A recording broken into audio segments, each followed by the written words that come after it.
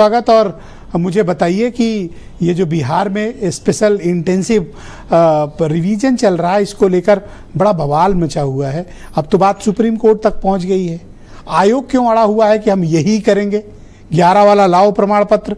अच्छा, कंफ्यूजन भी बहुत है, 24 तारीख, 30 तारीख, 6 तारीख। लेकिन अभी मैं आ रहा था डिबेट में तो मुझे खबर मिली और देखा मैंने ऑफिशियल प्रेस नोट, उसमें कहा 24 वाली बात ही पक्की बात है।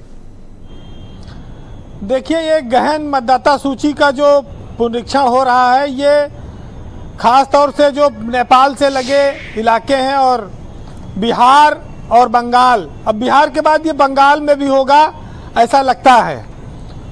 मतदाता सूची में जो लोग हैं उनके नाम गायब हो जाते हैं, उसका सुधार आयोग कर नहीं पाया, लेकिन बिहार में वो एक नए तरह का प्रयोग कर रहा है। इसी वजह से ये आशंका बलवती हुई है कि बहुत सारे नामों को काटा जा सकता है, बहुत सारे नाम गायब हो जाएंगे। ये इंटेंसिव जो गहन समीक्षा है मतदाता सूची की, ये चुनाव आयोग देश के अन्य राज्यों में अगर पहले करता आता होता तो शायद इतना विरोध ना होता, लेकिन अब विरोध हो रहा है तो सवाल तो स्वाभाविक है। सबसे बड़ी बात यह है ब्रजेश जी की बिहार जिस प्रदेश में गरीबी बहुत ज़्यादा है, लोग पढ़े लिखे कम हैं, 2% लोगों के पास मात्र पासपोर्ट है बिहार में, 14% लोग स्नातक हैं। ऐसे में बताते हैं कि जब बाढ़ आती है तो लोगों का घर बह जाता है, कागज पत्तर नहीं बचता है, कहाँ से लाएंगे प्रमाण पत्र। एक समस्या तो ये है, लेकिन कहीं रोहिंग्या का मामला है, कहीं बाहरी वोटर का मामला है। अभी ओवैसी भी गए थे चुनाव आयोग, वो भी कह रहे हैं आशंका है कि ये 2 करोड़ लोगों के नाम कट जाएंगे। ओवैसी तो पिछली बार भी चुनाव लड़े थे, उनके कई विधायक जीते। देखिए, ये चुनाव पिछली बार की ही तरह बहुत फाइटिंग चुनाव है, और इस चुनाव में एक बात महत्वपूर्ण ये हो जाती है कि वर्तमान मुख्यमंत्री हैं नीतीश कुमार, वो स्वास्थ्य कारणों की वजह से अक्सर चर्चा में रहते हैं। तो ऐसा लगता है कि ये चुनाव बीजेपी फ्रंट पे लड़ेगी और नीतीश कुमार जो सबके हैं वो थोड़ा पीछे रहेंगे, और तेजस्वी यादव विपक्ष का एक बड़ा चेहरा है, उनके नेतृत्व में लड़ा जाएगा। तो ये चुनाव में लड़ाई कांटे की है, इसीलिए हर हथकंडे अपनाए जाते हैं। अब ओवैसी किसके लिए बैटिंग करेंगे, ये पिछली बार जैसे बैटिंग की थी इस बार भी ऐसे करेंगे, ये सब चीज़ें आगे पता चलेंगी। लेकिन 10 तारीख को सुप्रीम कोर्ट ने कहा है कि वो इस पर सुनवाई करेगा।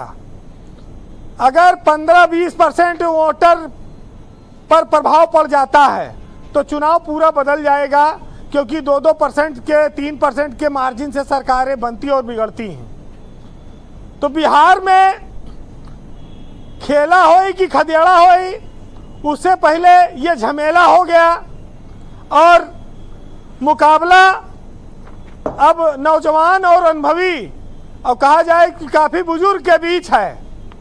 अब ये मुकाबला किसके पक्ष में जाएगा, ये महत्वपूर्ण है।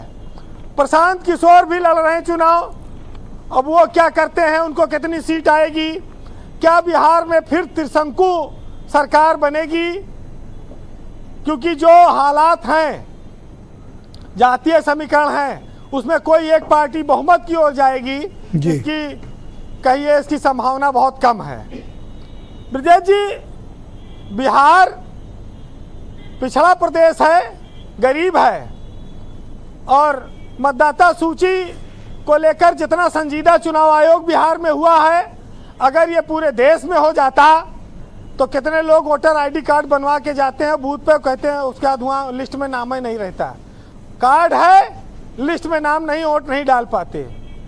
अगर सुधार करने की इच्छा है तो पूरे देश में सुधार करिए। अभियान चला रहे हैं, मांग रहे कागज पत्तर, ये सब राजनीतिक मामला है जी। महाराष्ट्र में भी राहुल गांधी ने सवाल खड़ा किया था, बहुत वोट बढ़ गया। अब वो कैसे बढ़ा, क्या बढ़ा, लेकिन बिहार की धरती बड़ी ऐतिहासिक रही है, महापुरुषों से लेकर सांस्कृतिक रूप से बड़ी समृद्ध है। हम लोग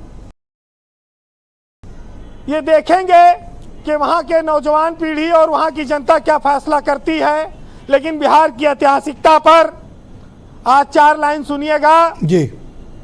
कि चाणक्य की नीति हूँ, आर्यभट्ट का आविष्कार हूँ, महावीर की तपस्या हूँ और बुद्ध का अवतार हूँ। मैं बिहार हूँ, हाँ जी मैं बिहार हूँ। सीता की भूमि हूँ, विद्यापति का संसार हूँ और जनक की नगरी हूँ। माँ गंगा का श्रृंगार हूँ, चंद्रगुप्त का साहस हूँ, अशोक की तलवार हूँ, बिंदुसार का शासन हूँ, मगध का आकार हूँ और दिनकर की कविता हूँ, रेणु का सार हूँ, नालंदा का ज्ञान हूँ और पर्वत मंदार हूँ। हाँ मैं बिहार हूँ। वाह वीरेन जी वाह, शानदार। बहुत शुक्रिया, धन्यवाद हमारे साथ जुड़ने के लिए। अपना फीडबैक